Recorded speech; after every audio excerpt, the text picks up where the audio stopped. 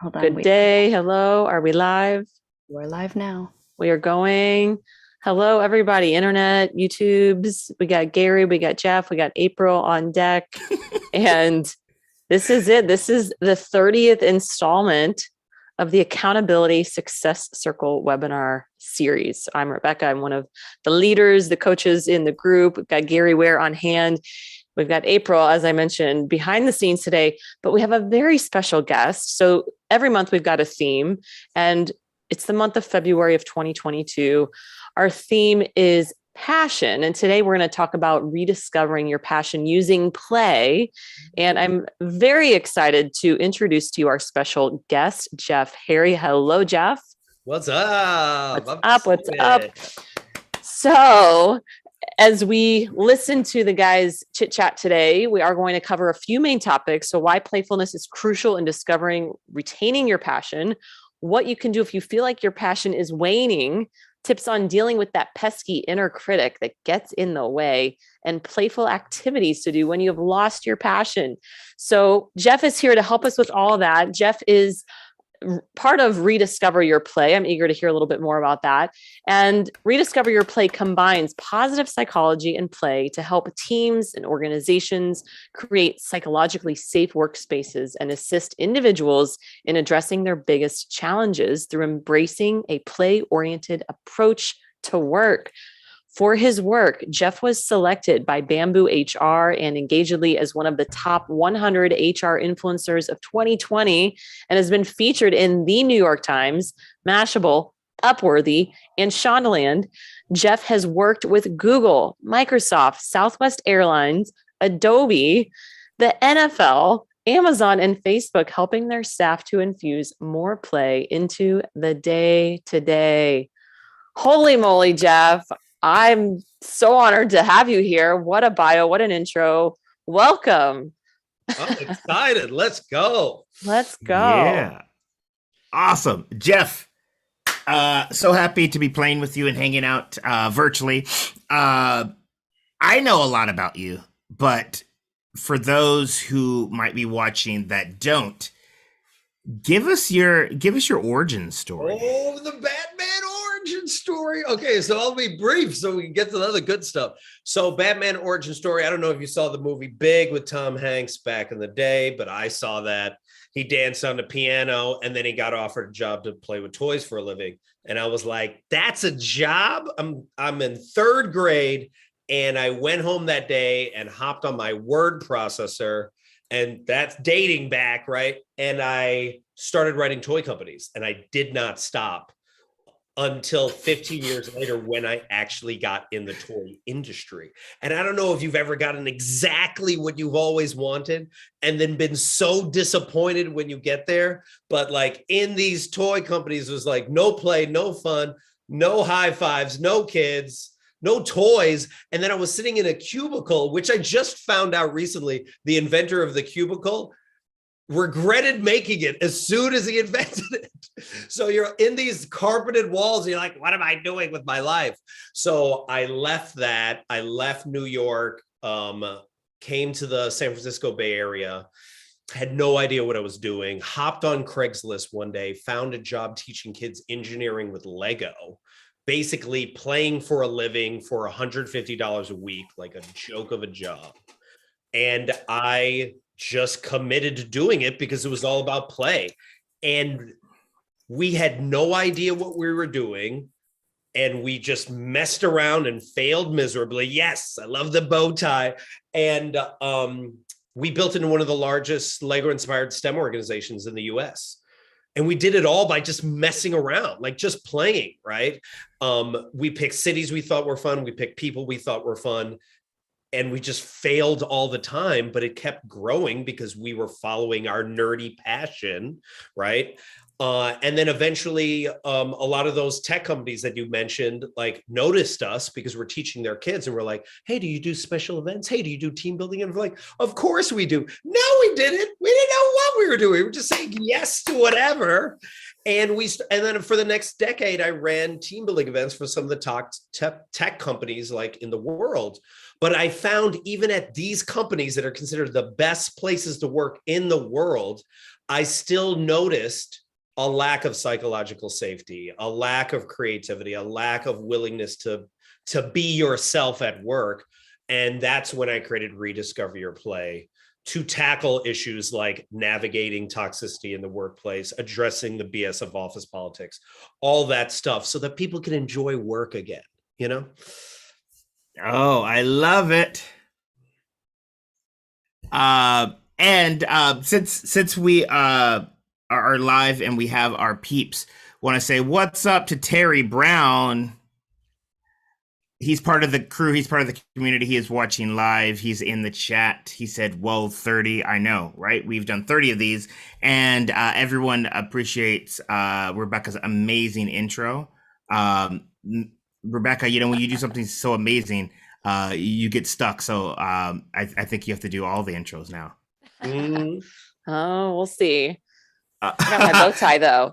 I know, yeah. Where's my bow tie? Jeff, do you even have any more now that you're not with that company? I passed out 1,000 of these when I used to do the Lego thing, but now it's just these few left. So this is the only one I have.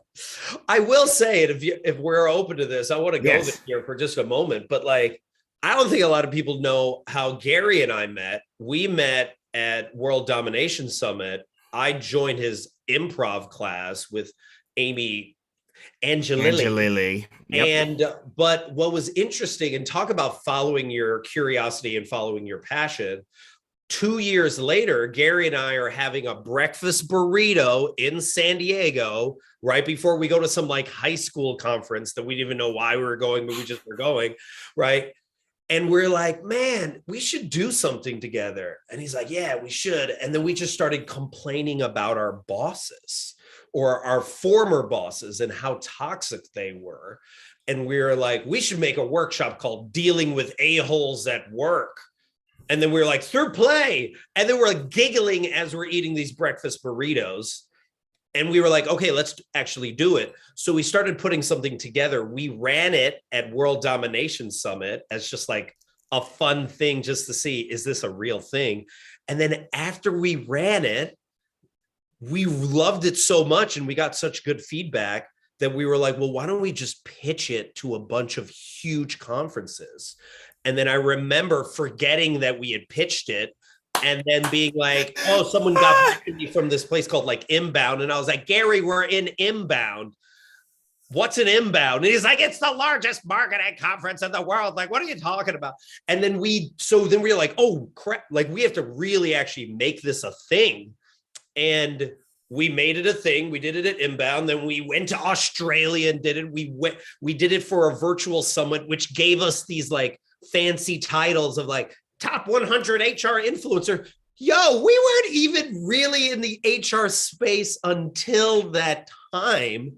And we went from eating breakfast burritos to now being in Australia running this thing. And then we even got into South by Southwest before it got canceled. But it's like, talk about following your curiosity, and us just playing and us just making it up as we go along and admitting like, we don't know what we're doing, but we really are fascinated by this topic. And I think the more people are willing to do that and follow that curiosity, the more they're going to be tapping into that like elusive inner genius that Elizabeth Gilbert talks a lot about.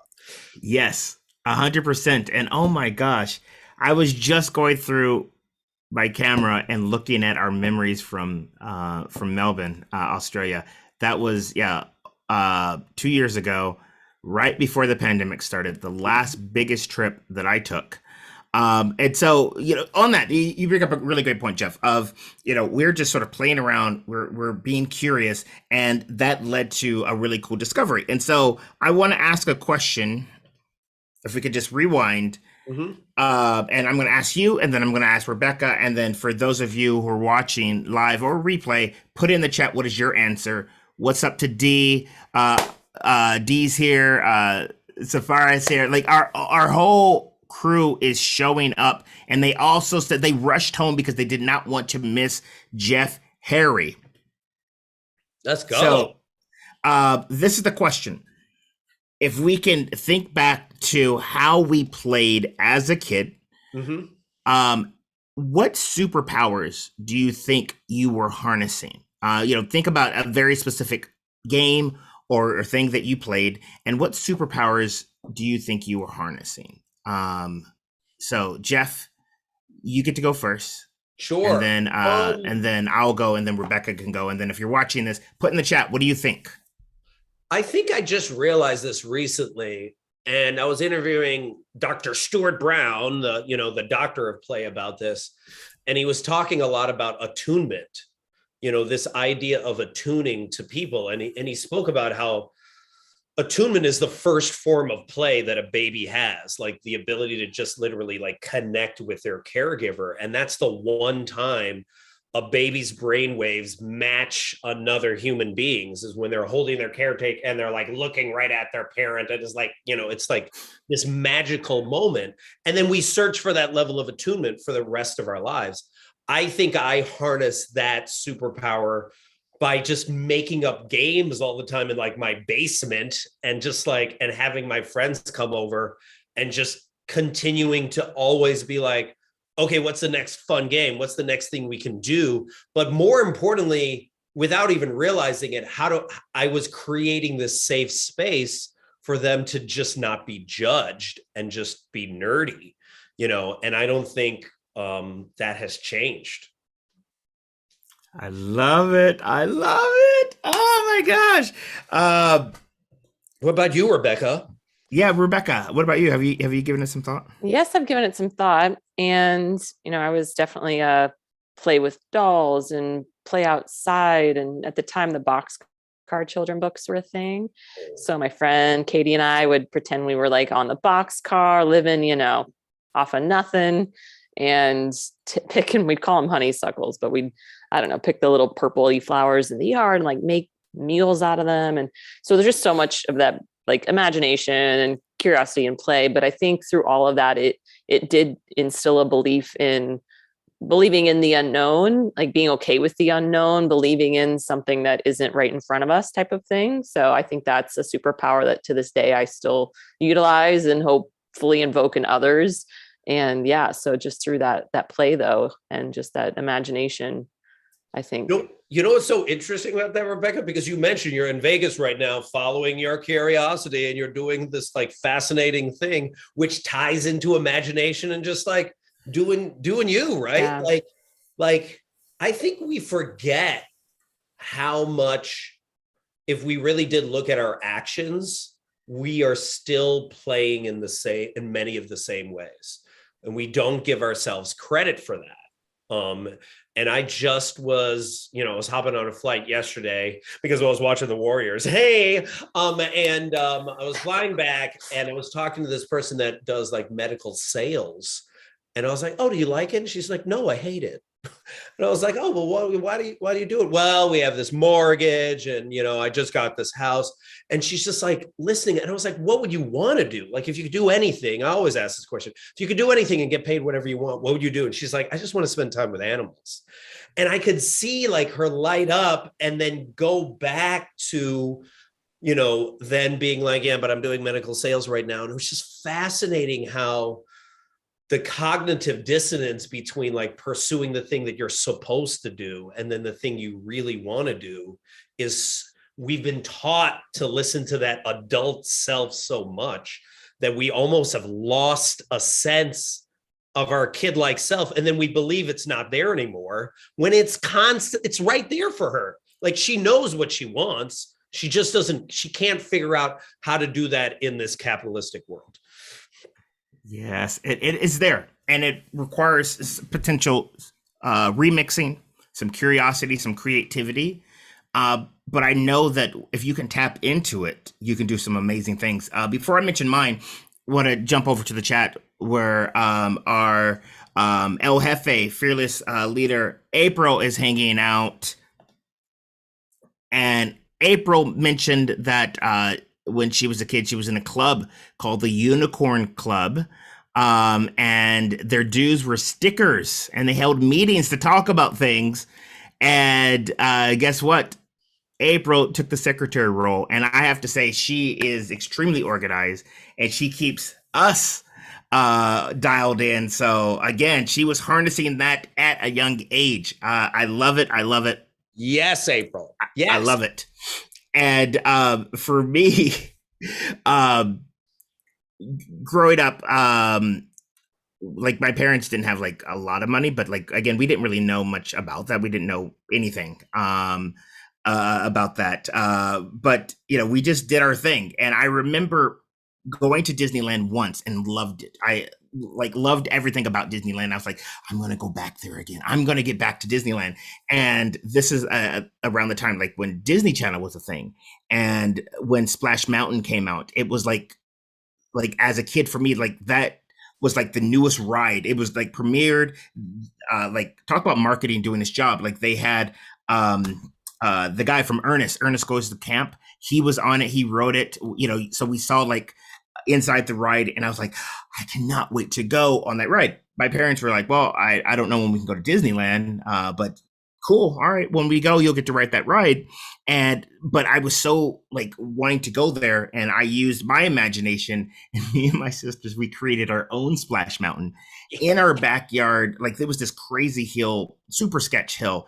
And we on skateboards, like we sort of like navigated through this little hill. We went down the hill, super unsafe, but, like I realized that the skill that I was harnessing, one was creativity and imagination, but resourcefulness is like, all right, cool. You can't do that. All right, cool. I'll make my own Splash Mountain. And so yeah, and then so yeah, there's that. Yeah, go ahead, Jeff. I will say, first off, I love that so much, especially the dangerous part, because the danger is part of the mischief, right? But then I love Terry Brown Jr. Look at that. When I was little, I doodled mythical creatures and fantasy characters like crazy.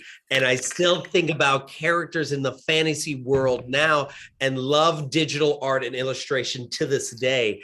And then he also says, I also think it's why I love travel and meeting new people. And, you know, bouncing off of that, I love that because I was just talking to another play practitioner today. And she was just, at one point we were talking about play and she goes, oh, this is the way. And I was like, Mandalorian, this is the way. We are the Mandalorians of play, people. That's what we do. And when like Terry is out there, you know, when he used to doodle these mythical creatures and meet these fantasy characters, now he's like this Mandalorian wandering around meeting people in that same way. And when you can be in that play-oriented, travel-oriented mindset, all of a sudden you're back to when you're a kid again. And you're like, this is why I live. This is what makes living so amazing, right? You're on an adventure right now, Rebecca, in Vegas. Like, who would have known you were doing that a week ago? So like, this is like the exciting parts that I think a lot of times we forget.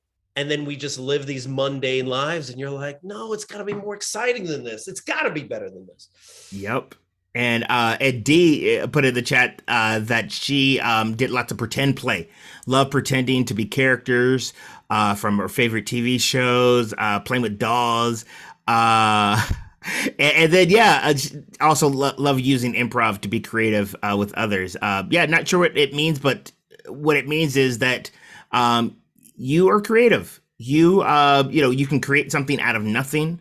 And one quick story before we, you know, sort of move on. This was something that, because of the pandemic, you know, forced a lot of people to sort of reimagine what play is and to sort of switch things up. And I remember, you know, all the work with Dr. Stuart Brown, talk about taking a play history. How can you remix that to like really get a lot of joy? I was coaching someone and she was talking about her, at the time, her play personality was travel and exploration. You know, she loved traveling. And of course, that came to an abrupt halt. Can't travel, you know, during a global pandemic. And so she was struggling. And again, when we don't have the ability to sort of have that joy and that play, it affects all areas of our life. They call it play deprivation. Nonetheless, and we were doing a play history, and she was talking about when she was young.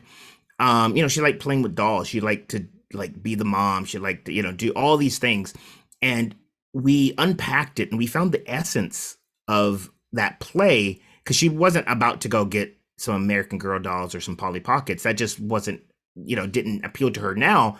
But we found out like the essence of that was nurturing.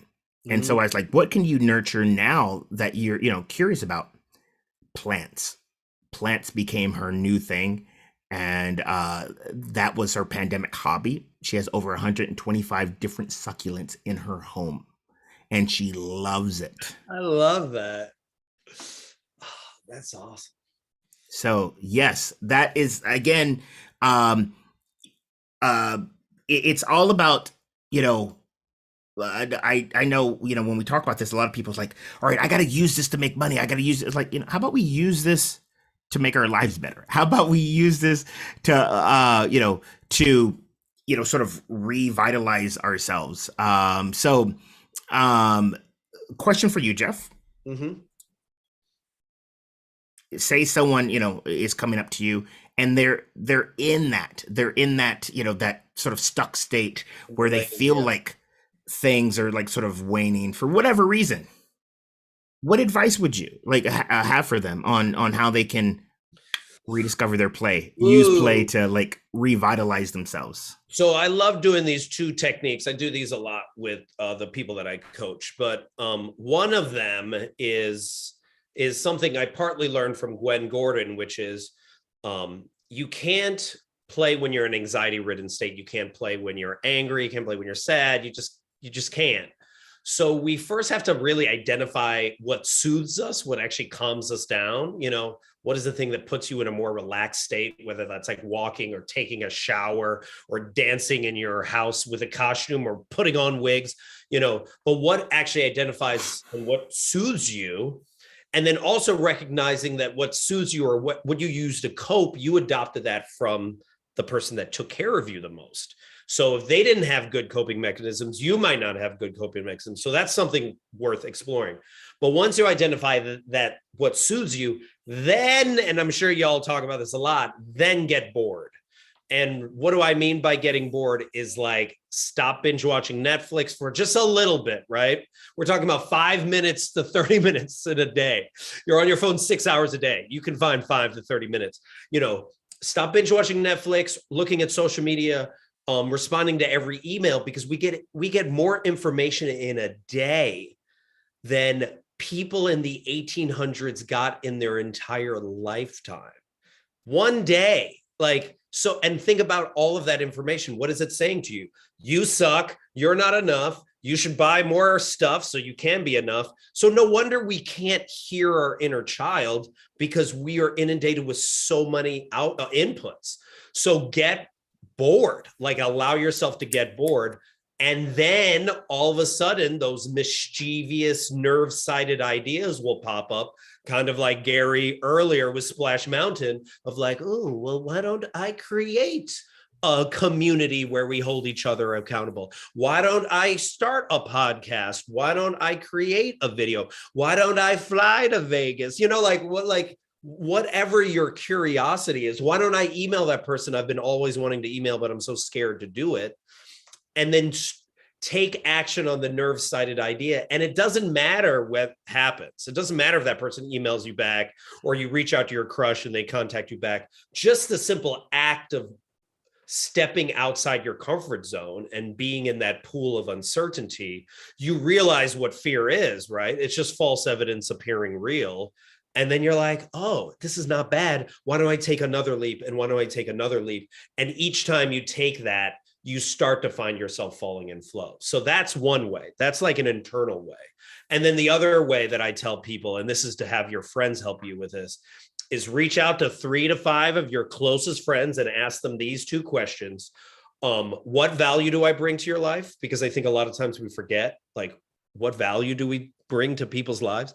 And then second, when have you seen me most alive? And another way of asking that is like, when have you seen me most playful, most creative, most myself?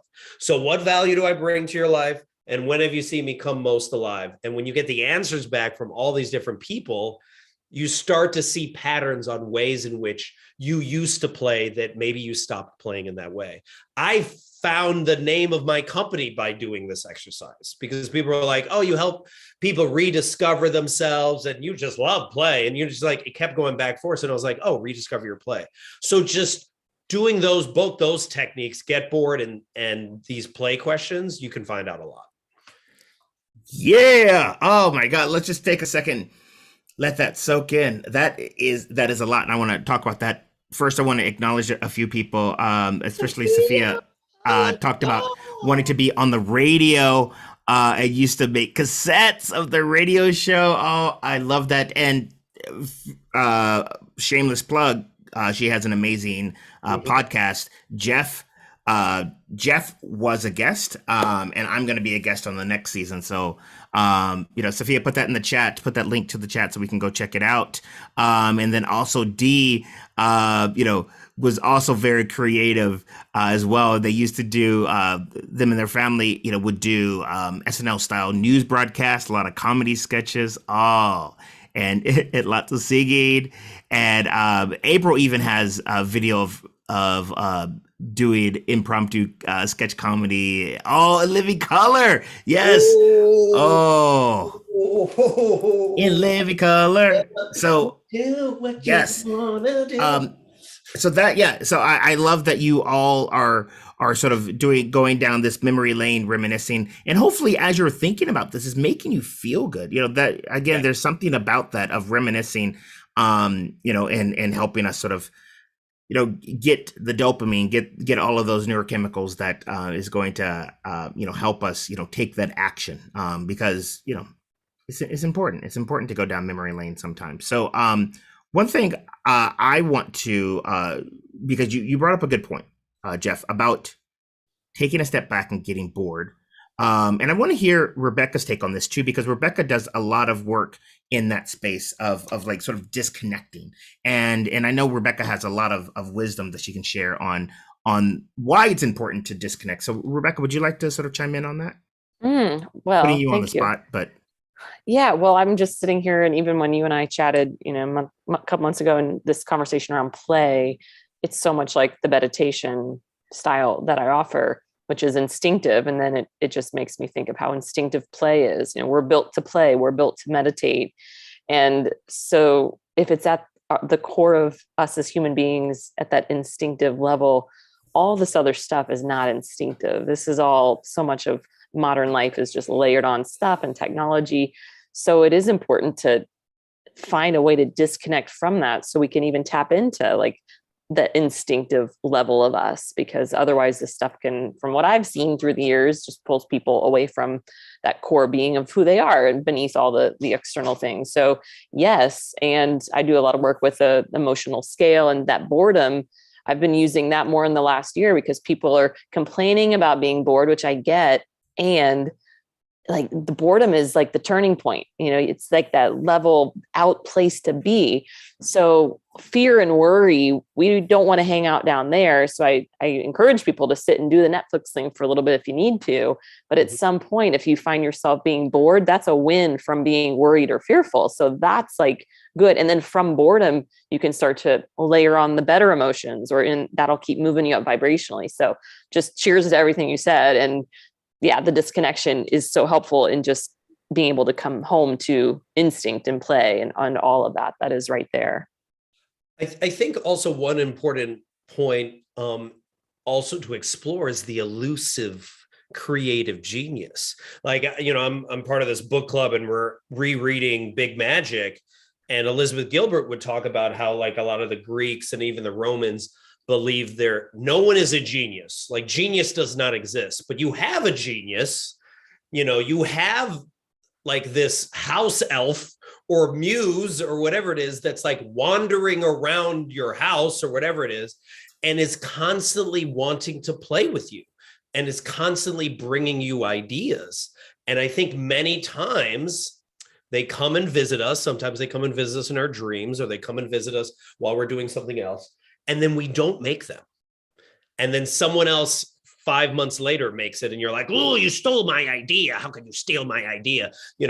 Elizabeth would say she did that when she wrote Eat, Pray, Love. People would literally whisper in her ear and be like, you stole it. You stole my story. And she's like, I don't know what to tell you. I just chose to channel it. So these ideas are constantly visiting us and really asking us, do we want to play? And the only way to tap into that is to allow yourself to get bored and block out that other stuff so you can actually hear that. And not only are you doing that for yourself, but you're also doing that for the world, because this idea needs to be birthed in the world and it's come to visit you. So you could be a steward for that idea, or you could choose to be like, okay, this is not my idea for me to create. I'm going to let someone else take it on. But the more we can do that, the more we actually help other people out, right? And the more we're channeling that, the more we can give permission for other people to also do the same. Straight up. And one way that our amazing guest Jeff has been giving people permission is through his amazing videos that he's been created on Instagram and on TikTok. And Jeff, tell us a little bit about that. I know about it, but for those who may not know of your amazingness, we'll be sure to put links to all of this in the chat and whatnot. But tell us, but take us back in the beginning, because I remember when you were first getting the inspiration to do that, you weren't as sort of in the flow as you are now. So take us through, what was the inspiration? How was it getting started? And how was it now? And how was it different? Yeah. So 4 years ago, I was like, I should make videos. I got to make videos. It's important to make content, all that stuff. I was very shitting on myself. And I realized that I hated listening to myself on video. Like, I hated my voice, hated how I looked. I was just like, why do I look that way? What am I doing with my shoulders? What are you doing with your hands? Like constantly criticizing myself. And then I also was like, you know what? I also don't have time. I'm so busy. I'm such an important person. I don't have time. And then March 15th, 2020 rolled around and I was in Chicago and the lockdown happened. And it was just like, the universe was like, guess what, Jeff, you have all the time in the world. What are you going to do with it? And you know what I did? I watched Netflix. I watched Tiger King, and I did all those things. And I was so bored after a while because I was doing all this other stuff, right? Because I was scared to create. And then eventually I was just like, well, let me just make one TikTok video. I don't even know what TikTok is. I'm just going to make it. It's easy to cut a video. I made one video. No one's going to watch it. It was super fun. And then I just kept making more videos just for myself, just to actually cope with dealing with the pandemic, because you remember how stressful it was with all these unknowns. So just to process what was ever happening, I would make these videos. And then by the end of 2020, I had made like 300, 400 of them as a way to cope. And it also was my way of priming my day. So I would start my day with a video, and by making that video, I primed my day to see the world as play. And then everything else felt like play. And that's now how it basically happens. So like the elusive creative genius will be wandering around and he'll come visit me and I'll be like, oh, I got to make that video. And then I'll just like make it now. And it's just not that hard for me. But I'm now doing something that basically has helped me not only like get business and do all these other cool things, but also just helped me process this time. But it also has given me a voice that I didn't know was there. And it used to be the thing that I was most scared to do. So that's something worth listeners exploring. What's something that makes you nervous and excited, or it's kind of like that'd be great. I'd love to do a Vipassana meditation, but also I'm scared about being silent. I'd love to do improv. Like, what is that thing, right, for you? And explore that. Just follow it and see where it can take you, because it might like change the trajectory of your life. If you're looking, if you're willing to step into the ring, as Brene Brown says. And so that's a great question. And love to pose that question to those who are in the chat, because it's a great segue to our next topic that we're going to talk about. But yeah, what is something that is making you nerve-sided? I love that word, nerve-sided, nervous and excited. And what is one thing that you can do to step into that? I know for me, I'm actually making progress, and I'm on the break. I'm almost there. It was writing a book. that was something that a number of people were like, Gary, what are you going to write a book? You should write a book and blah, blah, blah. And I was like, and I had this sort of belief that, oh, I'm not a writer. Oh, I can't write a book. And then again, that genius sort of shows up and it seduces you. And it was like, oh yeah, you should write a book. And what ended up happening, which was the catalyst for this, I did a play challenge, a 30-day play challenge, and I had to create a lot of content for that. And then someone had said, this would be a great book. This would be nice to take with me, so so I can sort of review this. And I was like, oh, cool. And then again, that voice was like, well, you're not a writer. And then I was like, oh man, I wish there was another way of doing it. And then someone showed up and was like, hey, I think you should do this. And someone's like, oh, I can help you. I can be your editor. And I was like, man, I think the universe is like basically paving the way, like, fucking do this. Excuse my French. But how I ended up doing it in a playful way was, and I'm only going to give you just the tip because I talk about it in my podcast with Sophia, and I want to tease that because that's coming out. But I found a way that worked for me that was not just me locking myself in a room and just writing the book. And if you read Big Magic, it's similar to what Brene Brown did. Brene Brown actually got all of her girlfriends in like a cabin, and she would go tell them stories, and someone would take notes on that, and then she would run in the back and sort of jot it down. So I did something similar to that, and it was scary and but exciting at the same time. What about you, Rebecca? This is the way. This is the way. Was there something that you've done that made you nerve-sighted, or something that maybe is on the horizon? Oh, me? Rebecca. Oh, yes. Rebecca. Or you, Jeff? No, I want to hear from you, Rebecca. Well, I had to write down nerve-sighted, so I'll have to quote you on that at some point. That's fantastic. Well, I'm still just in this big, I think it's making me realize that sometimes it is that real distinct aha type of thing, or these, okay, you're creating, like Gary, you could see the steps of that. And I think sometimes it can be a little more vague too, or this like nerve-sightedness thing. So for me, I feel like it's been happening very slowly and gradually, but it is that nerve-sightedness around what I'm taking the bittiest baby steps around each day, which is my brand of modern meditation and like building out all these things. But I can't say my steps have been as linear or as distinct as that, but I feel that nerve-sightedness even in the littlest thought that I have, so it's putting myself out there.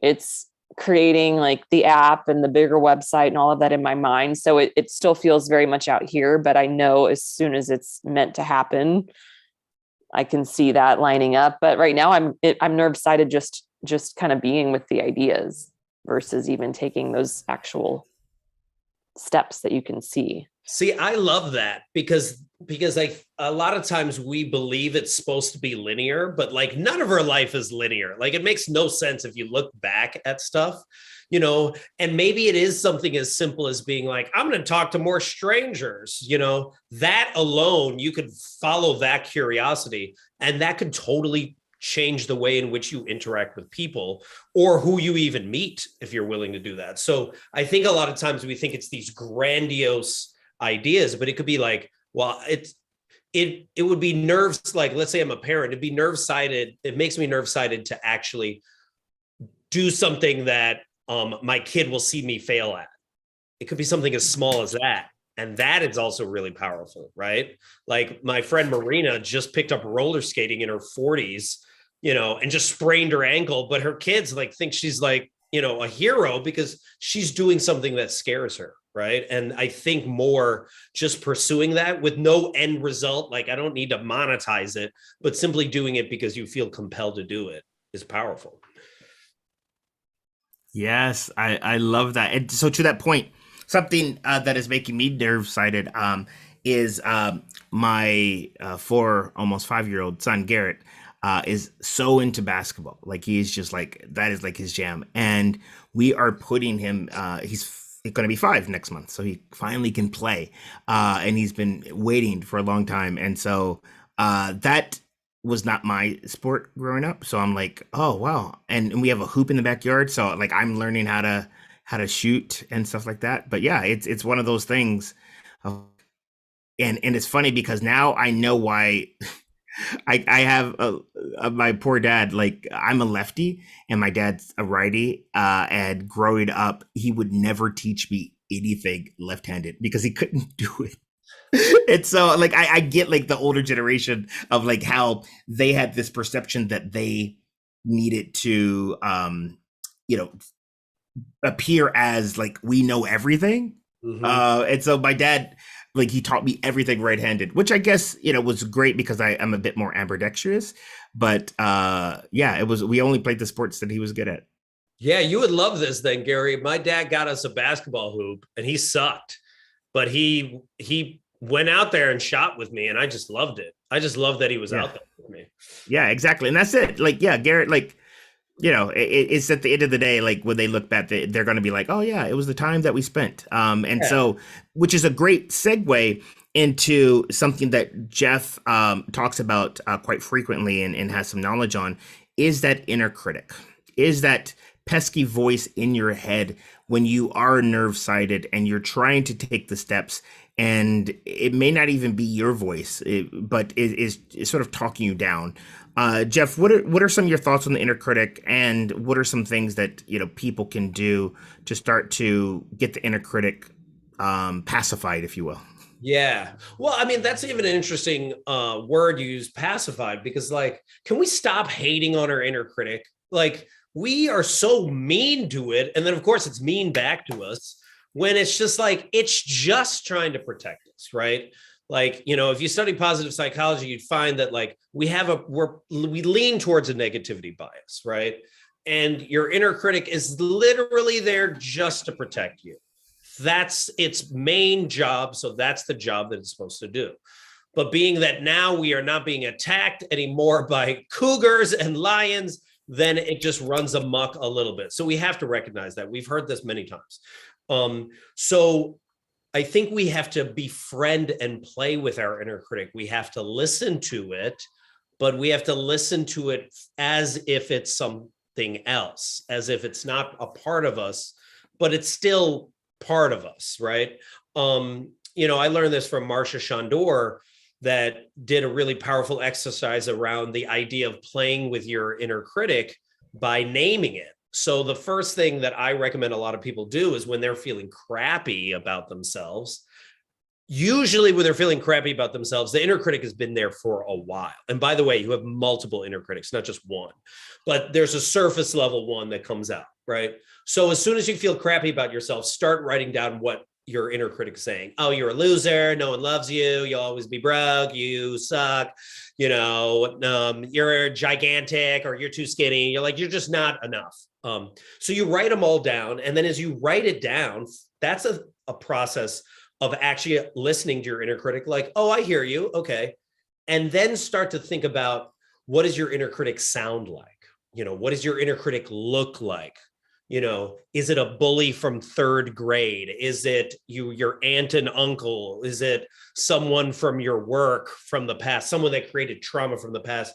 And you start to realize, okay, so I now know what it sounds like, what it looks like, what it's saying. Let me now name it. I named mine Gargamel.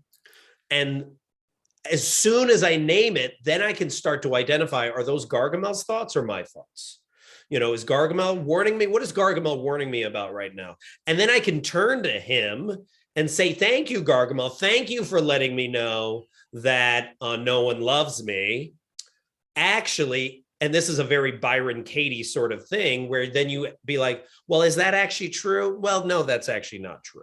You know, I'm surrounded by people I love, and I might even write down who actually loves me just in the process of having this conversation, right? But then the other thing you can do with Gargamel is you can take all the mean things he just wrote to you, and then you can just start flipping them. And when you flip them of like, oh, I'm always going to be broke. Actually, I'm surrounded by, by abundance. You know, no one loves me. Actually, I'm surrounded by people that love me. My business is not doing well. Actually, it's on the brink of doing something amazing, right? When you start to flip all those, and you read those back to you, you're giving more power to your inner child. And then all of a sudden, your inner child, your inner cheerleader, your inner superhero, you start to hear that more. And that's more of that creative, elusive genius. The other thing that's actually interesting that I just read, again, going back to Big Magic, because I'm reading it right now, is Elizabeth Gilbert will actually write a letter to fear. When she's about to do a creative project with someone, she'll write fear and be like, fear, I'm about to do this new project with creativity. You can get in the car with us, but you don't get to control the radio. You don't get to drive. You don't get to sit in the front seat. You have to sit in the back. We're probably not going to take your advice, but you can be there with us. And just simply writing that also gives permission, where it's giving love to your inner critic, but it's also saying, this is not me. This is an older hurt me that just wants to warn me and really does care about me. Yes, I love that. And if I can build on that, one activity that I did at this personal development conference that was very powerful, and I'll share that in just a moment, but want to sort of tee up what Jeff said is basically we're using our imagination, we're being playful, and we're molding this once like sort of ambiguous sort of voice that would direct us. And if you're familiar with a gentleman named John Acuff, for our WDS folks, he spoke at WDS. He was talking about how he did a post just recently was saying one of the greatest mistakes you can make in life is assuming that all of your thoughts are true. Because your brain's job is to keep you alive. Your brain's job is not to make you happy. And so because of that, we have more agency than we give ourselves credit for. We can change the voice. We can give things names. And so at this event, we had to really sit down and think about what are all of our limiting beliefs? What are all those thoughts that inner critic would tell us, and write them down. And some people, start crying and stuff like that. It's really, when you get into it, it really sort of takes over your nervous system, because again, you're going back there. And then we had to think of some Byron Katie stuff. What are some opposite things that could also be true? Mm-hmm. I am good enough. I am making progress, and have those ready. And then the activity went like this, because the way that voices sound in our head directs us. So if you think about a lot of times when you have negative thoughts, they're usually deeper, they're usually more pronounced, they're usually louder. And then your, sort of genius, a lot of times it's a whisper, it's like super quiet. But the cool thing is, if you play with it, you can use your imagination, you can change it. And so what we would do, and I'm laughing even just thinking about it, is that we would take those limiting belief thoughts, and we would change the voice so it's like a little weak, like a Steve Urkel, and we would dance around saying you're not good enough, you're it's completely ridiculous. And then we had this action line, so we had to do it up to the action line, and then once we pass the action line, we have to say bullshit. You are good, and then you would say the opposite things, and you would do it in a very confident, stern, voice, whatever that is for you. And we'd have to do it over and over and over again. And what you start to do is you start to create new neural pathways. You start to rewire those thoughts so that they may still be there. Yep. But when you hear it, it sounds like Mickey Mouse, and it's not as powerful. Yeah. I do that I do something similar in my inner critic workshop, where we will act out our Gargamels to each other. And it's just hilarious watching people being like, this is, Debbie Downer, and this is Gargamel. And then we're giggling and laughing at each other. But then I remember this one person coming up to me in the middle of this and being like, I don't like your workshop. And I was like, oh my gosh. I was like, oh, what, why not? And she goes, because my inner critic is not good at being my inner critic. It was so meta that it was it was criticizing her acting it out. And it was oh, this is deep, dude. This is next level. Yes. And so I want to turn over to Rebecca. Rebecca, what are your thoughts? What are some techniques that you've explored, especially in some of your work? Well, when I first started learning about the inner critic was probably 10 years ago. And my mentor calls the inner critic the itty bitty shitty committee. Ah, yes, I love that committee. So, it's like even to just name it was huge. And I think probably for the first so many years, it was just naming it, knowing it was there. Yeah. But then in more recent years, I've heard more of these practices. I can't say I've done them as much as I like to have done them. Right now, it's still just building this awareness, but I really do the Mickey Mouse voice, all that. I mean, I love it. And I can see the power in taking away the power. And it's just reminding me that I want to do more of this. Right now, it's just to notice it. And there's probably people listening to this that are there too, or like, This is even a thing. So I think that is the great first step. Always like just have that awareness, say hello, nice to meet you. And I agree with the piece that you started there with, Jeff, of just trying to keep us safe. And that's also what I share a lot with my clients. Like just recognize that a lot of these patterns, they're all programmed to keep us safe. So it's yes, thank you, brain, thank you, committee, thank you, and no thank you. So just finding your own dialogue around it. And that's, but I'm right there. My friend Angie Cole says this all the time of like, can we stop being so mean to ourselves and have compassion for ourselves? Because, if being mean would have made me successful, I would be a multi-billionaire by now, right? But we continue to do it. Like it makes no sense, but we spend, and I ask this a lot of times to a lot of my coaching clients, like how much percentage of your day are you saying mean thoughts in comparison to positive thoughts? Like, or just being aware of that, right? So it's just like, it's not helped you so far to like beat yourself up. So why do we continue to do it? Word. Oh my gosh. That deserves I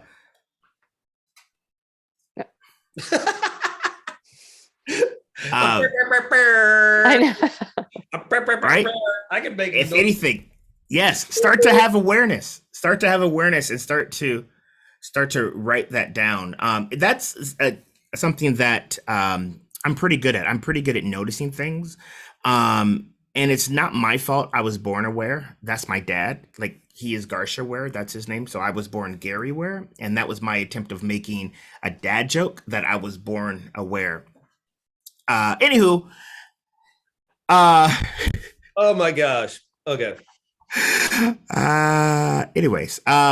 So as we are wrapping up, we threw down some nuggets, and as you're watching this, regardless of if it's live or the replay, what are some things that you're going to start to play with? And Jeff is amazing at this. Jeff is all about getting people to do little play experiments. And so, Jeff, can you like sort of bring it home and give us some wisdom on like if we heard something that maybe is inspiring that we want to get into more, how can we transform this into a play experiment, and what some experiments maybe we can take on so that we can rev up that passion and bring more of that play to ourselves? Well, recapping what I said earlier, right, about like getting bored and asking those questions, what value do I bring to your life, and when have you come most alive? Those are actually really important foundational experiments that you can do. But I think there's something, and then also just pursuing the idea of embracing any nerve-sided idea, and just like any small nerve-sided idea. But I think this ties into something like bigger that is actually really important to note. So, most people are familiar with Abraham Maslow's hierarchy of needs, right? Like you have your physiological needs, and then safety, and then you go all the way up to self-actualization. I think a lot of people don't know, though, that Abraham Maslow actually stole that from a Native American tribe, a Blackfoot Nation, when he first was coming up with it. And even though he set it up this thing as a triangle, it's not a triangle. It's actually set up as like a circular teepee. And the Blackfoot Nation's interpretation of hierarchy of needs is totally different. Self-actualization is actually at the bottom. Like your idea of like, how do I show up in the world? And how do I want to contribute to the world? That's the most basic thing that we should be able to figure out. But then this something, and this is what I think is really important, and really important for play practitioners and just people doing really important work. Right above self-actualization on their teepee is community actualization. It's this idea of like, how are we showing up and watching out for one another? How are we as a community healing each other? Usually, and doesn't happen in the Western world, but a lot of the Native American tribes a long time ago would be like, they didn't understand what poverty was, because poverty is allowing an individual to suffer. And this is like, we would never let that person suffer. And I think in this Western individualistic world, we do that all the time. And if you think about it as a village, if someone's going through a depression in certain villages, what they'll do, instead of being like, here's some medicine, go to a therapist, you're done, right? Is they go, what does that person need? Oh, that person needs a plow for farming. Let's fundraise to get that. Oh, that person needs someone to watch their kids so they can do their work. The village would look out for one another. So how are we, like, again, this is a play experiment. How are we showing up for one another in this accountability circle and getting each other's back, right? And supporting one another and realizing like we're raising all boats, that we can all win, that we're not competing against each other, that we're not operating from this scarcity mindset. And then the last piece, and I think this is the biggest piece of that Blackfoot Nation hierarchy of needs, is cultural perpetuity. At the very top is that. And what that means is breath of life. And that means by yourself, your life by yourself, not that important. You might live 80 to 100 years, might have some small impact, but that's it. That's why a lot of people have quarter life and midlife crises, is because they realize it's like, I'm not doing enough. It's not, I should be doing more. But cultural perpetuity, breath of life, is this idea that by yourself, you're not important, but you also are the link between your ancestors and your descendants. You are the most important link. And you get to decide what you want to bring. You get to decide what historical traumas, what historical healing, what successes, what failures. You get to take all of what was done way beforehand. That's a play experiment, just finding out who used to play in your life and take that and pass that on to your next generation, right? Everything, Gary, that you're doing is now going to be passed on to Garrett and 7 generations later. And when we think about that in that context, it's so much bigger than us. Our work is so much bigger than us. And we realize that by the same token that we are extremely small, we are actually very important. And the more that we are willing to do the work from that place where we're channeling and it's not ego driven and we're raising all boats and watching out for one another, that's a play experiment in and of itself, where you live a better life because you pursue it, where it's just not about you. It's bigger than you. Damn. That is a great, oh my gosh, dropping it. And in the chat, we got Preach by D. And so, yes, Jeff, thank you so much for dropping the wisdom. Man, yeah. And if I could just take a moment to acknowledge you for being an amazing guest.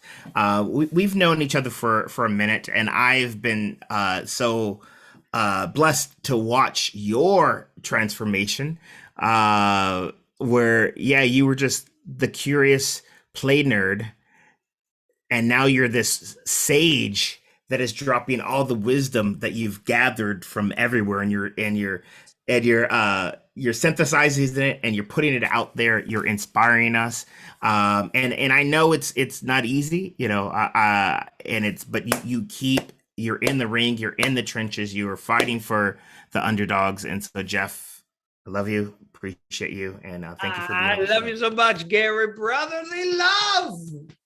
More of this love, more of this friendship love. Let's celebrate this more. Right, exactly. And so that is our time. And April's gonna pop back on here and close it out because she is amazing. And I just put her on the spot, and so now she's scrambling to do something. And she might. Hold on, I gotta put my makeup on. Just kidding. Hey, you were like, oh, I didn't know it was gonna be. She's like, I gotta put my shirt back on. I was half naked. Nope, I'm here. I'm here with my ASC shirt. Woo-hoo. Hey. I wore on Monday, but who cares? Thank you so much, Jeff. This was awesome. We had some awesome stuff going on in the chat. Super exciting.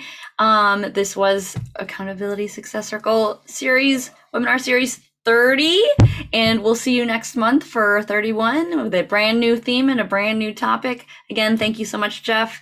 And for those of you who are watching on YouTube and stumbling upon this amazing content, come check us out at accountabilitysuccesscircle.com, and we will say goodbye. Thank you for Dee and